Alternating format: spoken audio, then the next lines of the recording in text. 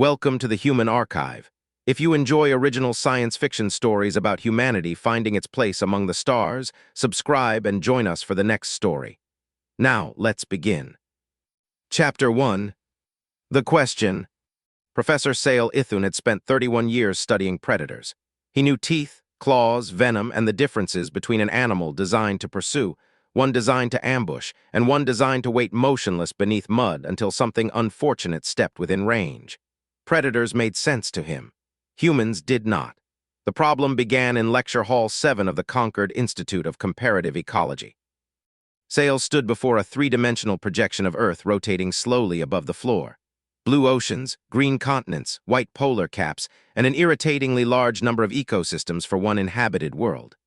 Around the projection floated images of Earth's major predators: African lion, Amur tiger, polar bear, saltwater crocodile, great white shark, orca, gray wolf. Each image was accompanied by anatomical data: bite force, mass, acceleration, hunting strategy, primary sensory adaptations, and typical prey. Dr. Elise Navarro stood beside the display with both hands in the pockets of her field jacket. She was 43, human, and an evolutionary ecologist. Dark hair was pulled into a loose knot, and brown skin had been weathered slightly by more planetary fieldwork than academic fashion considered respectable. She looked entirely too relaxed. Seyal disliked that. Moracai did not relax around predator classifications. Seyal's species had evolved in the upper forests of Ithuun, beneath layers of enormous interwoven canopy. Moracai bodies were long and low, supported by 4 powerful rear limbs. 2 upper grasping arms ended in curved keratin hooks their ancestors had once used to seize prey from branches. Short charcoal gray velvet fur covered the body, and a fan of golden sensory filaments around the face could detect minute air movement.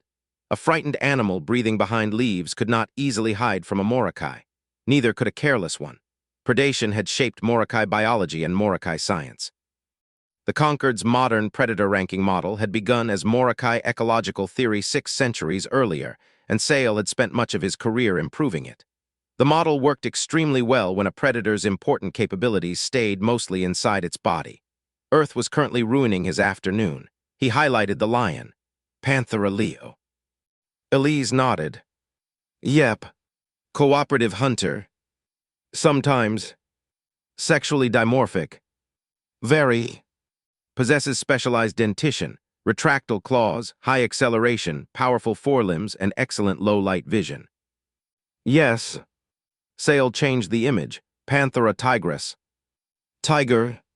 Larger than the lion in several populations. Yes.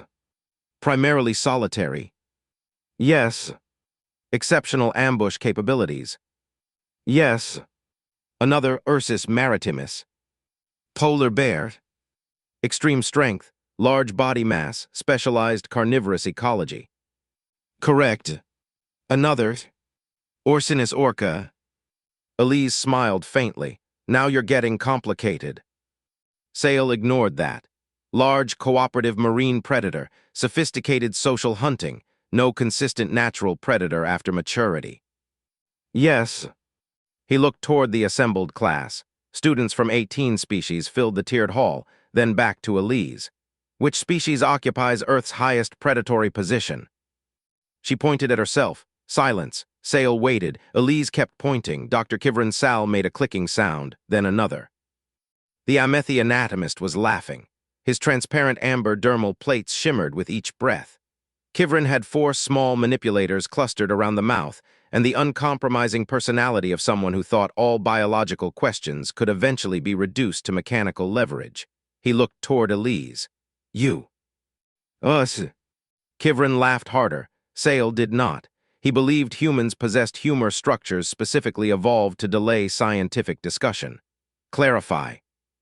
Elise lowered her hand. Homo sapiens. Seyal brought up the human anatomical profile. He had prepared it, which somehow made the situation worse.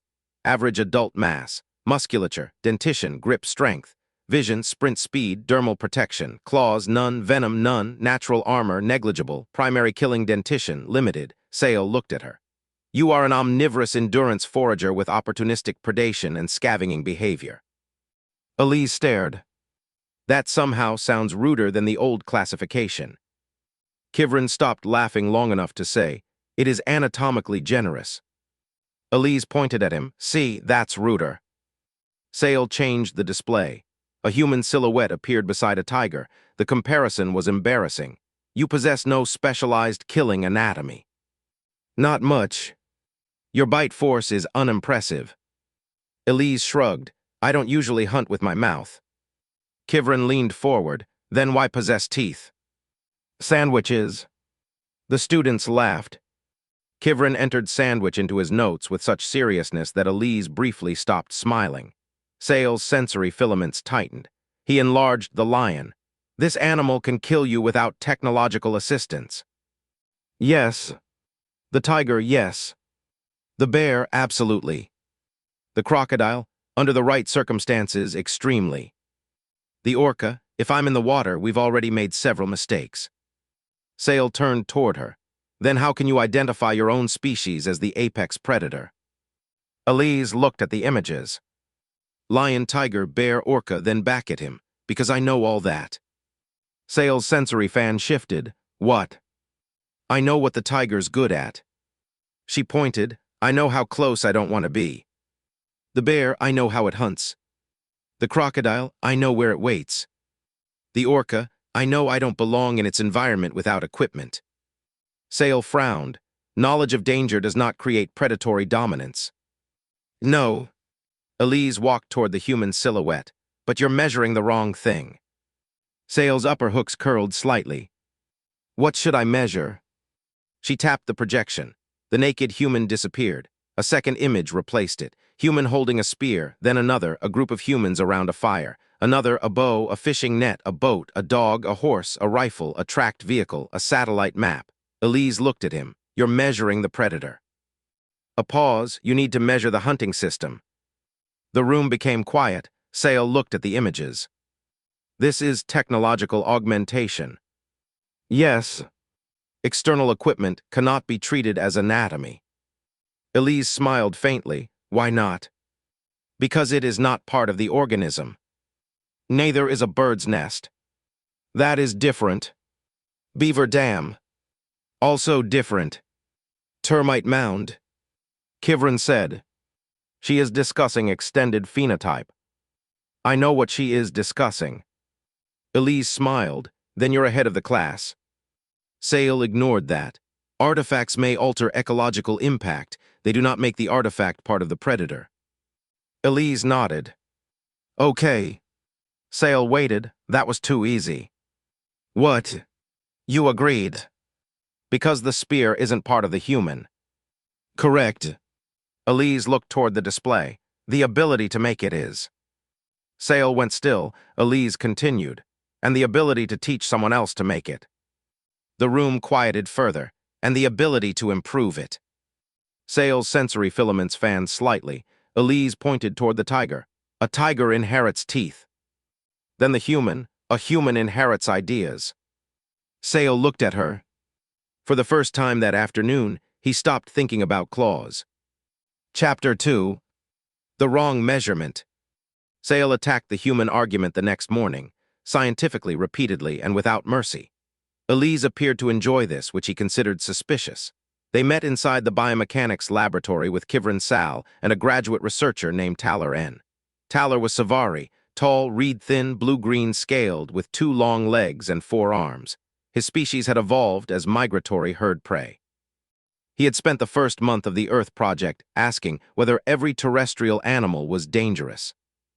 Elise had eventually told him no, then shown him geese. The trust between them had never fully recovered. Kivrin brought up a human skeleton. "Your hands are interesting." Elise looked offended. "Thank you." "Precision grip, excellent manipulative range, moderate strength." "Still sounds like a compliment." "Your arms are otherwise mediocre." "There it is." Kivrin highlighted the jaw. "Reduced canines." "Compared to some primates." "Poor killing bite." "Yes." "Thin skin." "Yes." "Limited olfactory capability." "Compared with dogs, sure." "Limited auditory range." "Yes." "Poor nocturnal vision." "Yep." Kivrin turned. This is not an apex predator. Elise looked at Seyal. Does he always sound happy when insulting people's bodies? Yes, Kivrin said. I am describing mechanics. Elise walked toward the human hand. What does this do? Grasps. She picked up a simulated stone flake. And this. Cuts. Better than my fingernails. Obviously. She put it down, picked up a spear replica. This. Seyal said. Extends reach. Bow. Projectile force. Clothing. Taller answered. Environmental tolerance. Elise looked at him. Good. Fire. Seyal's sensory filaments moved. Thermal modification, illumination, predator deterrence. Cooking. Kivrin said. That is nutritional, not predatory. It also changes what we can eat. Kivrin paused. Elise smiled. Humans outsource.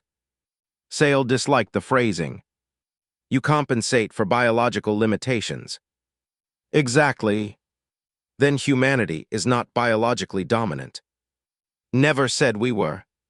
You called yourselves apex predators. I said we occupy the dominant predatory position. That is semantic evasion. No. Elise turned toward him. It's ecological. Seyal's hooks flexed. Explain. Natural selection gave us a body. She held up her hand. Then culture stopped waiting for natural selection. That silenced the room. Elise continued. I can't grow claws in 1 generation. No. I can make a sharper knife. Seyal looked at her. I cannot evolve better night vision in a century. No. I can invent a lamp. Kivrin's mouth manipulators shifted. A lamp does not hunt. No. Elise smiled, but it lets me hunt after dark. She pointed toward the display. A predator's body normally constrains the rate at which its capabilities change. Seyal understood the direction now. He did not like it. Elise continued. Humans moved capability outside the body. Taller spoke. So tools evolve faster than humans. Much. Kivrin objected. Tools do not evolve. Not biologically. Then do not misuse the term. Fine, improve. Elise leaned against the bench. That better. No. Good. Seyal looked at the projected spear. How significant could early tools actually have been? Elise's smile disappeared. Very. Stone points are primitive. To us. To anyone. She looked at him, compared to a tiger. Seyal said nothing. Elise picked up the spear replica. Reach matters. She held it between them. A safe distance, sharpness matters. The point hovered well beyond her natural striking reach. Projectiles matter. She set it down. Fire matters. Taller shifted nervously. Humans used fire against predators. Sometimes. For hunting. Yes. For landscape management. Yes. Against cold. Yes. Against darkness. Yes. Taller stared. One invention altered multiple ecological constraints. Elise pointed at him. Exactly. Seyal thought that was the problem. A lion's claw solved one class of problem. A human tool could change function. A spear could hunt, defend, dig, cut with a modified edge, become a fishing implement, serve as a walking support. The human body did not contain the adaptation. The human mind could repurpose one. Seyal said. Technology broadens niche access. Yes. That explains expansion. Partly. Not apex status. Elise smiled again. You still think I need to beat a tiger in a fair fight. Predation is not usually fair. Exactly. Seyal stopped. Elise pushed away from the bench. A tiger is better at being a tiger than I will ever be. Obviously. I don't need to become a better tiger. She tapped her temple. I need to know not to fight like one. Kivrin looked toward Seyal. That is irritatingly sensible. It is. Elise walked toward the door. Come on. Where? Field simulation. Seyal's filaments tightened. What are you going to demonstrate? Something humans are terrible at explaining because we think it's normal. Taylor looked worried. Is it dangerous? Elise considered. Not today. Taylor did not appear reassured. Chapter 3. The Slow Animal. The prey was not real. Seyal still found the exercise disturbing. The Institute's terrestrial ecology range had been converted into a dry scrub environment modeled on semi-arid earth, artificial soil, low brush, and heat. A robotic quadruped had been programmed to move through the terrain while leaving realistic hoof impressions and occasional hair traces. It had departed 40 minutes earlier. Seyal stood at the starting point with Elise. There was no visual contact, no thermal contact, no active tracking beacon. Only ground. Taylor looked around. The prey is gone. Yes, Elise said. Kivrin checked the horizon. You cannot see it. No. Seyal's sensory filaments tasted the air, nothing useful. The range was too open, too dry, too little movement. Elise crouched. She looked at the ground, then pointed. Went that way. Taylor stared. At what? Track. Seyal looked. He saw disturbed soil. Barely. You infer direction from compression. Partly.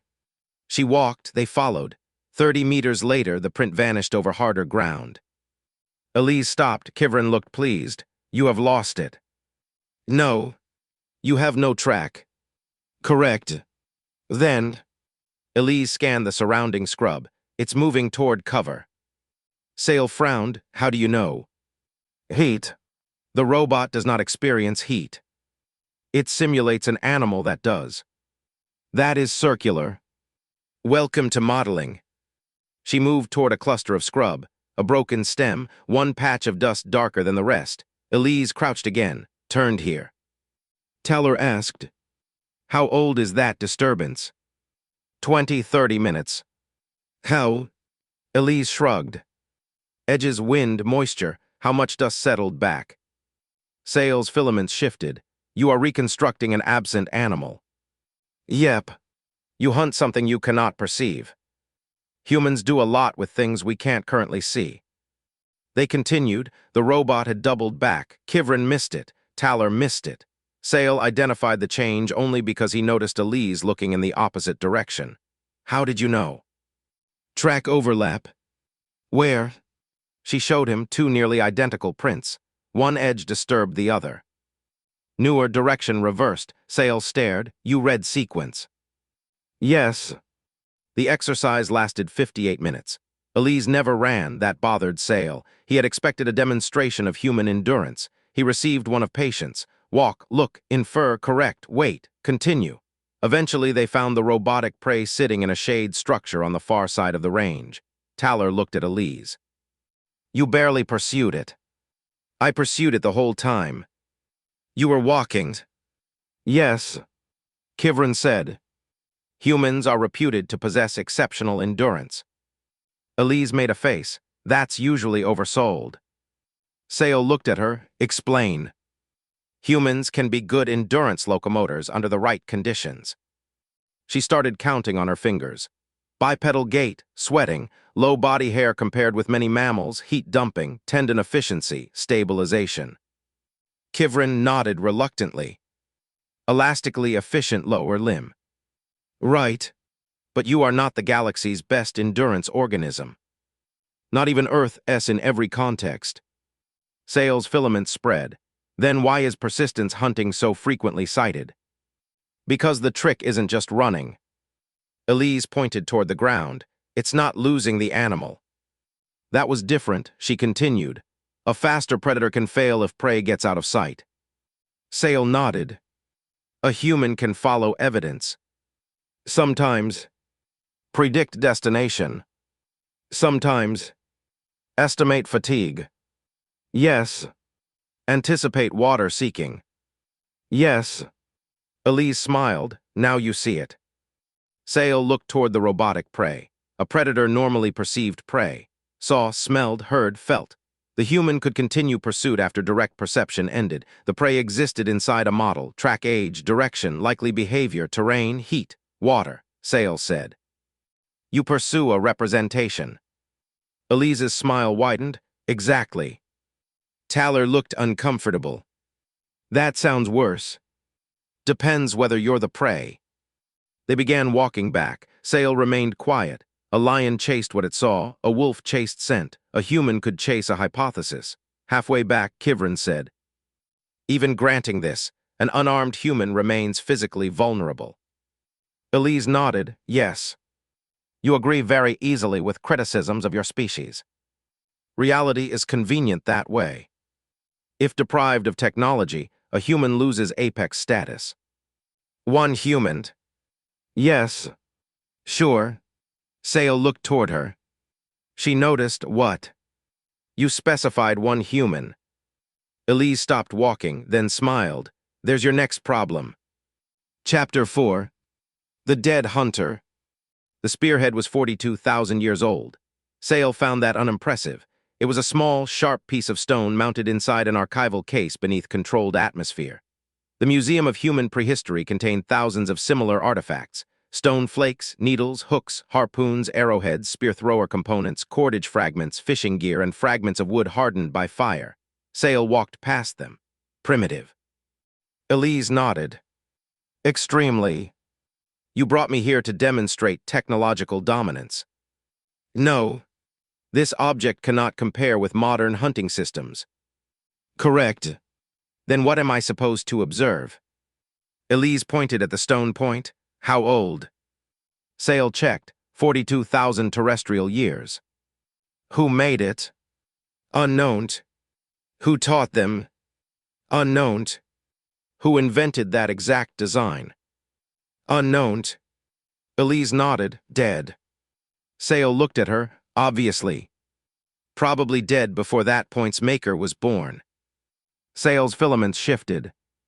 Elise moved to the next display, several points arranged chronologically, crude, then thinner, then more symmetrical, different hafting, different edge preparation. Look.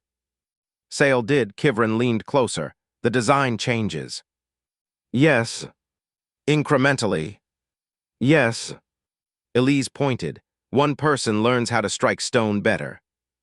Another, someone else changes the angle. Another figures out better hafting. Another, someone teaches their kid. Taller said, then the child begins where the parent ended. Elise smiled. Exactly. Seyal looked at the sequence. Most predators learned. That was not unique. Young Morokai learned ambush positioning from adults. Orcas taught hunting behavior. Wolves learned socially. Many species transmitted local techniques. But the human record was different in scale. The improvement did not vanish when an individual died. It accumulated. Seyal moved to a display of throwing spears, then mechanical spear throwers, then bows. Each generation does not rediscover the tool. No. It inherits the technique. Yes. And modifies it. Yes. Elise folded her arms. That's the part your predator model doesn't capture. Seyal looked at her. Cumulative culture. Right. He returned his gaze to the stone point. A predator normally received its primary weapons genetically. Teeth, claws, muscle, sensory organs. Improvement required generations of biological selection. Humans could change hunting capability culturally within one lifetime. More importantly, across lifetimes, he looked at the 42,000-year-old stone point. The individual who developed this technique can influence hunting success after death. Yes. For thousands of years. Potentially. Seyal went quiet. Taller understood first. Your hunters cooperate across time. Elise looked at him. Now you're getting it. Seyal's sensory fan spread fully. He did not like the sentence. He liked its accuracy less. A human hunter standing alone in a field was not ecologically alone. Behind that human stood parents. Teachers, toolmakers, trackers, stories, language, recorded mistakes, dead inventors, people who had discovered which stone broke properly, which wood flexed, which knots held, which animals circled downwind, which trails led to water, which plants poisoned, which wounds killed, which wounds could be treated. A tiger inherited a body. A human inherited a library. Seyal walked deeper into the museum. Agricultural tools appeared later. He stopped.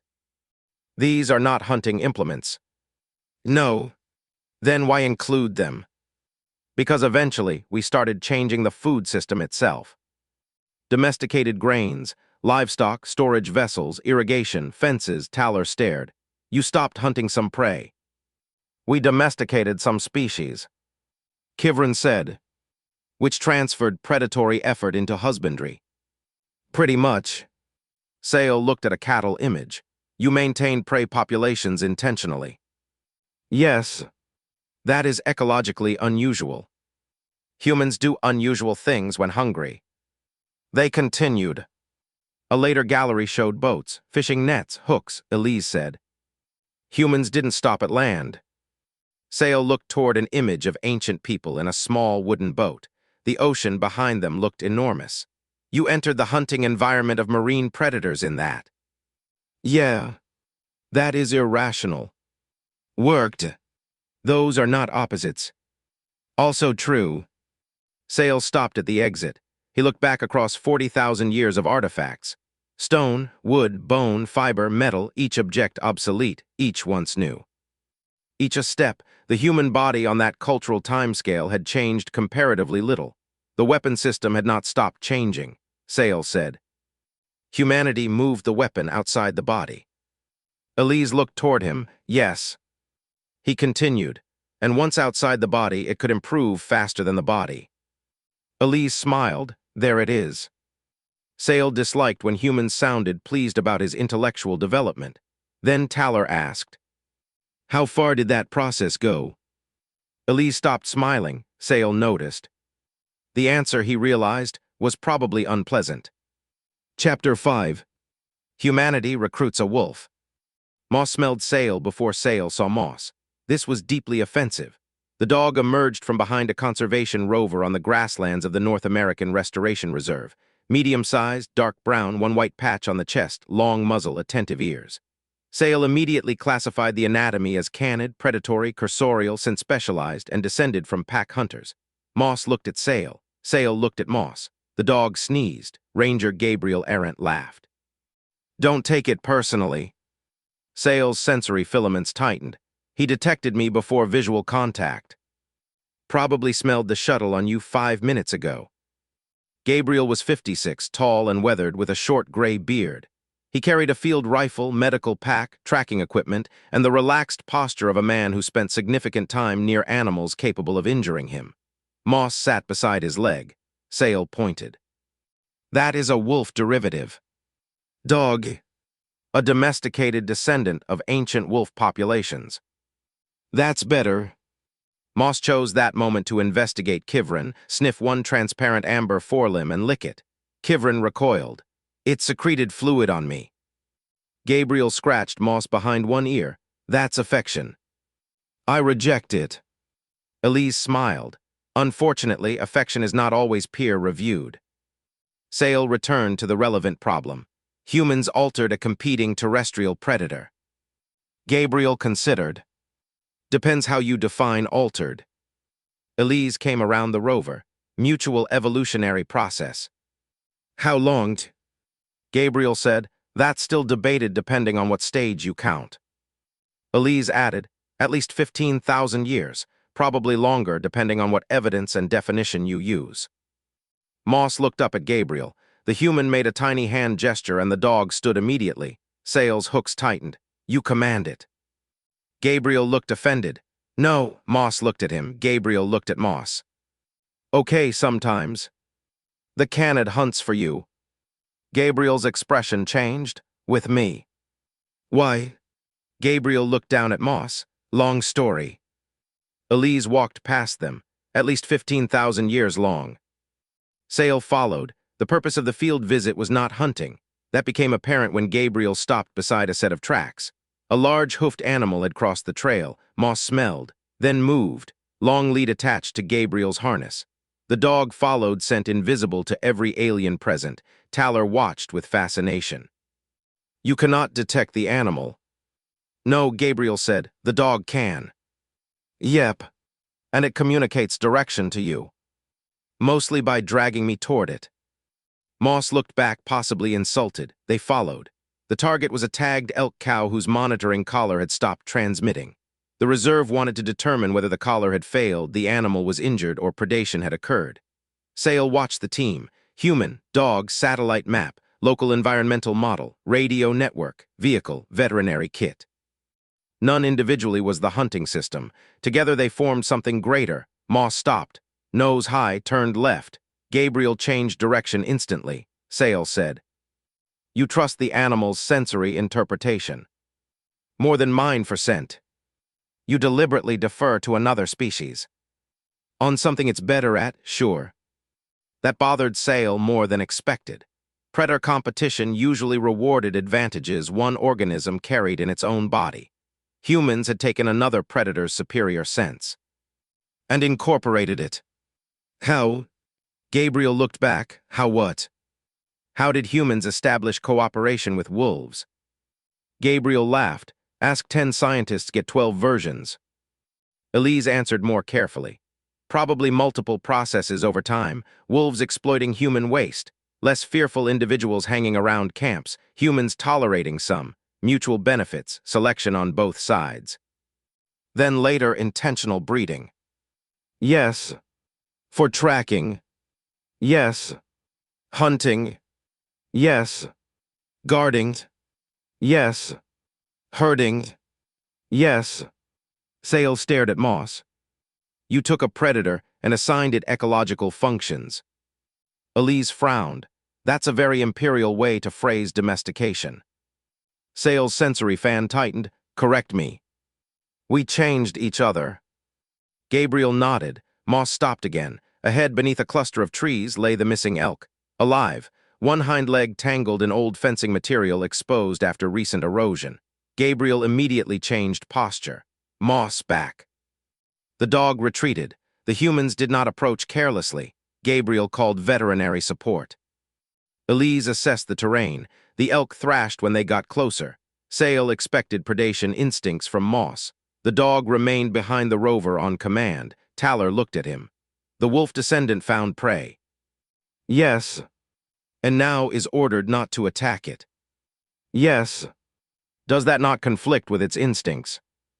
Gabriel said, lots of living involves instincts you don't act on. Seyal looked toward him.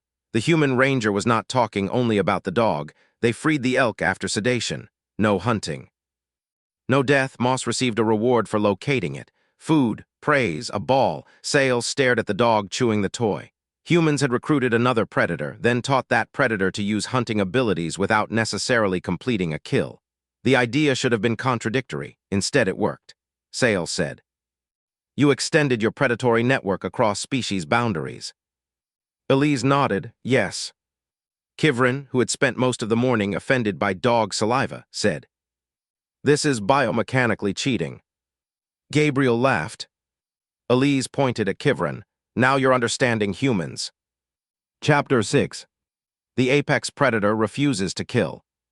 2 weeks later, the research tour had moved to the Amur Restoration Reserve in eastern Eurasia. The tiger crossed a boundary at 0312, not out of captivity, from one protected sector into a research access corridor after a storm brought down 2 monitoring towers and damaged the smart boundary system. One adult male crossed the failed line. He was nowhere near a city or tourist route, but 14 researchers occupied temporary stations across the broader reserve. That was enough to change the risk immediately. Gabriel woke Seyal by opening the guest quarters door without knocking. Get dressed. Seyal sat up. What happened? Tigers outside Zone 6. Seyal's sensory filaments spread fully. The apex predator. Gabriel looked at him. One of them. Humans were infuriating. Within 20 minutes, the Reserve Operations Center was active. No panic. Map, tracking reports, camera gaps, wind direction, likely tiger movement, personnel locations. Gabriel carried a rifle. So did 2 other rangers. Seyal noticed. You intend to kill it. Only if we have to. Seyal stared. Gabriel checked his equipment. Don't look disappointed. You carry lethal weapons. Because a tranquilizer takes time. That was reasonable. Seyal approved. Then the humans spent 3 hours refusing to shoot the tiger. They evacuated researchers from 2 cabins, closed vehicle access, removed food waste from one staging area, used drones at altitude rather than directly harassing the animal. Moss worked a scent line but remained on leash and well away from likely visual contact. Gabriel tracked. Elise predicted the tiger would move toward a wooded drainage corridor. Seyal asked. Why? Cover water, less human activity. You are creating a route. Yes. To where? Back toward the recovery zone. Seyal looked at the rifle. The direct solution is available. Elise glanced at him. Sure. You identify your species as the dominant predator.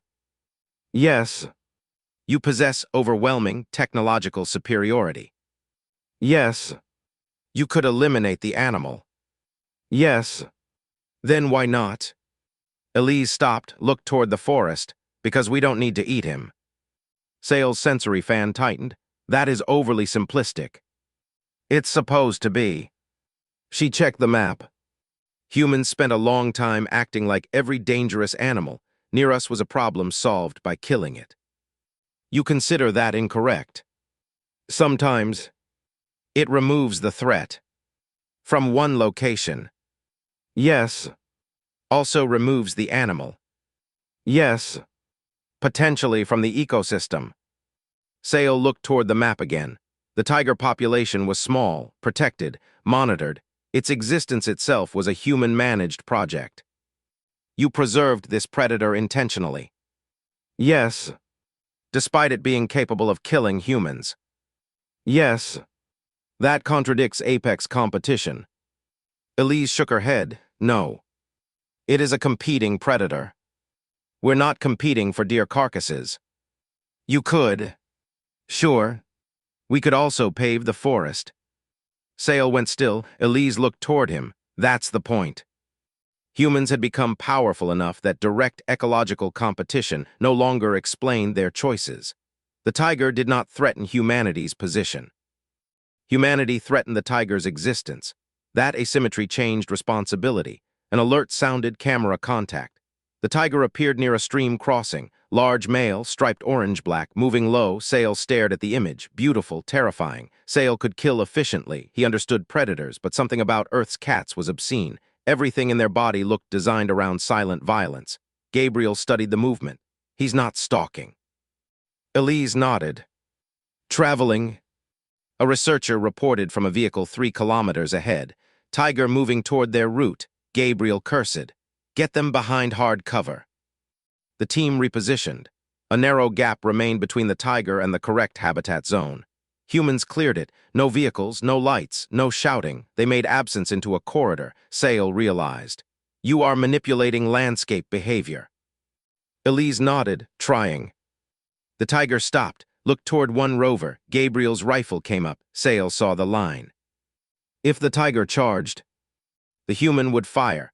No hesitation, no romantic nonsense, but the tiger turned, moved into the drainage, continued. 20 minutes later, it crossed back into the protected zone. The boundary gates closed behind it after sufficient distance. No shot fired. The operations room exhaled as one organism. Seyal looked toward Gabriel. You could have killed it. Yes. You chose not to. Yes. Because it was unnecessary. Pretty much. Seyal looked at Elise. She was watching the tiger's location recede across the map. Predatory dominance gave humanity the ability to decide whether predation occurred at all. Elise frowned slightly. That's one way to say it. You dislike the framing. I dislike making restraint sound automatic. Explain. Her expression hardened. We didn't always choose restraint. Seyal remembered the museum. Her silence when Taller asked how far human hunting capability had gone. You are going to show me. Yes.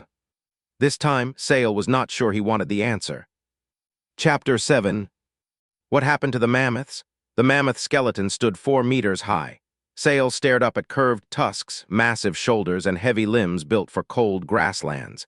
The animal had been dead for thousands of years. The museum display did not say humans killed the species. It said something more complicated. Climate change, habitat transformation, human hunting pressure, regional variation, multiple contributing factors. Elise stood beside him. Science doesn't get simpler because the story would sound better. He nodded. Human hunting contributed. In many populations, probably. But not alone. Right. Another display. Moa, large flightless birds from New Zealand, gone, great auk, gone, passenger pigeon, gone, commercial whaling records, predator eradication campaigns, wolf populations deliberately eliminated from vast regions. Seyal read silently. Taller did not. His voice was quiet. You killed competing predators. Yes, Elise said. Food species. Yes. Animals for trade. Yes. Animals you considered pests. Yes. Sometimes beyond recovery. Yes. No defense, no qualification where none was needed. Kivrin looked toward Elise. You do not sound proud. I'm not. Seyal studied a historical image, hundreds of animal bodies, backed by machines, railways, factories, and markets. The cumulative predator was no longer a hunter feeding a family. It was an institution. Seyal felt something colder than fear. Humans had removed biological constraints from predation. A lion killed until fed. A tiger stopped when the hunt was over. Humans could keep killing after personal hunger disappeared. Trade could demand more, profit, fashion, policy, fear, competition, sport, Seyal said. Your tools uncoupled killing from metabolic need. Elise looked toward him. Yes. Then predation could continue without hunger. Yes. Without immediate ecological feedback. Yes. And cultural transmission increased efficiency. Yes. Kivrin's amber plates darkened. You made industrial predation. Elise's expression tightened. We made industry. She looked toward the display. Predation was one thing we industrialized. Taller stared at a reconstructed passenger pigeon flock. Billions once, then none. He asked the question softly. If humans became this effective at killing, why is anything else on Earth still alive? Elise looked at him. The room stayed quiet. Then she gestured toward the next gallery. Protected areas, wildlife legislation, anti-poaching enforcement, species recovery programs, whale sanctuaries, habitat restoration, breeding programs, wolf reintroduction, wetland recovery, fisheries management, and satellite ecosystem monitoring. There was the Amur Tiger Project Seyal had just visited. There was moss finding an injured elk that humans then chose to save. Elise said, because eventually we learned that being able to kill something and needing to kill it are different questions. Taller looked toward her. Eventually. Yes. The word mattered, Seyal said. How many species did you lose before learning? Elise did not flinch. Too many. Then conservation is guilt. Sometimes. Self-interest. Sometimes. Ecological necessity. Yes. Affection. Yes. Political fashion. Also sometimes. Seyal's filaments shifted. You refuse simple motives. People aren't simple. She pointed toward a wolf reintroduction map. Some farmers hated this.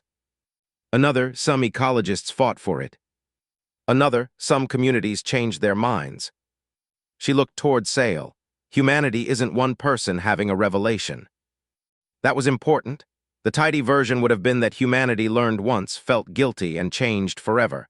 Reality resisted. Some humans still poached. Some still destroyed habitat. Some still killed dangerous animals when alternatives existed. Some conservation policies failed and some created new problems. But something unprecedented on Earth had happened. A predator had become capable of understanding extinction as an abstract future. Not merely absence, permanent absence. A line ending with no future generations. Seyal looked toward a digital reconstruction of mammoths crossing tundra. Could a lion comprehend that its prey species might disappear forever? No. A wolf. Not as a population concept. An orca. We don't know enough about their cognition to make grand claims, but probably not in the abstract way we do. Seyal turned. Humans can. Yes. And can alter behavior in response. Sometimes. There was that word again. Sometimes, not heroic certainty, capacity. Seyal looked toward the conservation exhibits. The same species that invented more efficient ways to kill had invented laws forbidding itself from killing. The same species that drove wolves from regions had spent money and political capital bringing them back. The same humans who built rifles built tranquilizer darts. The same tracking skill that found prey now found injured animals. Dogs descended from hunting partners now also detected disease, contraband wildlife, invasive species, and missing people. Humanity had not stopped being dangerous. It had begun arguing with itself about what danger was for. Seyal said, "Your final predatory adaptation may be restraint." Elise immediately shook her head. "No." Seyal's filaments tightened. "No. Don't romanticize us." She looked at the extinction display. "Restraint isn't an adaptation we finished." A pause, its work. That answer was better, harder, more human. Chapter 8. The Apex Predator Test.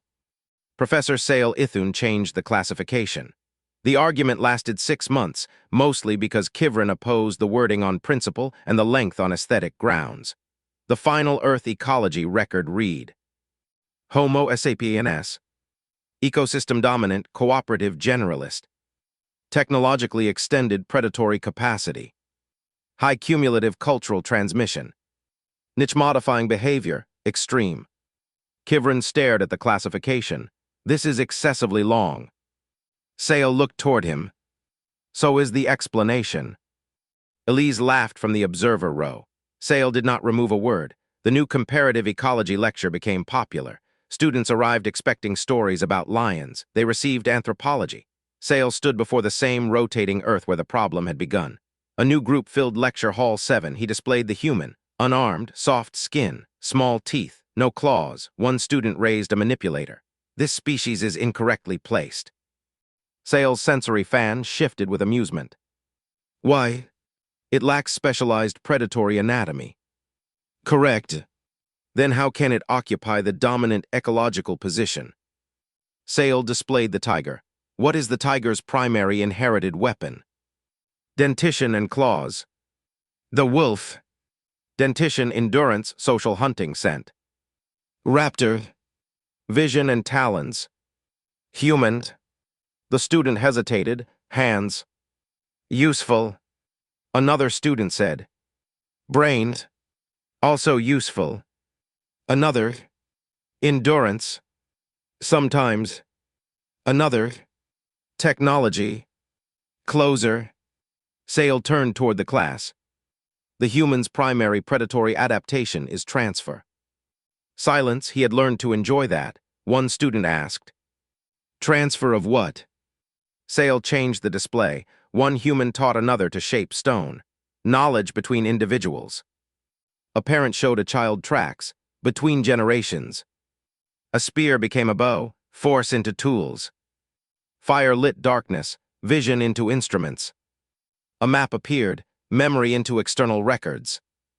Moss followed scent beside Gabriel, tracking into another species. A hunting band became a city. A conservation agency, a scientific institution, coordination into organizations. Seyal looked across the room. A human does not need to personally possess the best sensory organ. He displayed moss. It can cooperate with something that does. A human does not need claws. A knife or natural armor.